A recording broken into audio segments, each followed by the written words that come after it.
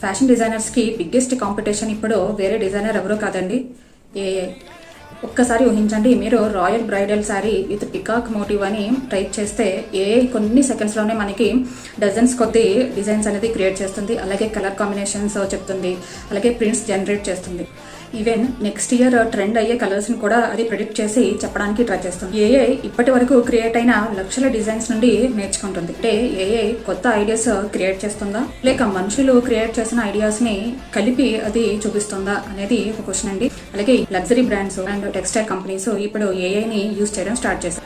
కానీ ఇప్పటి వరకు ఏఐ ఒక కాంచీపురం శారీని వీవింగ్ చేయలేదండి. ఒక పైతాని మోటివ్ వెనుక ఉన్న స్టోరీని అది ఫీల్ అవ్వలేదు. ఫ్యూచర్లో ఏఐ ఫ్యాషన్ని ఫాస్ట్ చేయొచ్చు, కానీ ఫ్యాషన్కి ప్రాణం ఇచ్చేది క్రియేటివిటీ, కల్చర్, అలాగే హ్యూమన్ ఎమోషన్. క్వశ్చన్ ఏంటంటే, ఫ్యూచర్లో ఏఐ డిజైనర్స్కి అసిస్టెంట్గా ఉంటుందా, లేక డిజైనర్స్ ప్లేస్ని తీసుకుంటుందా?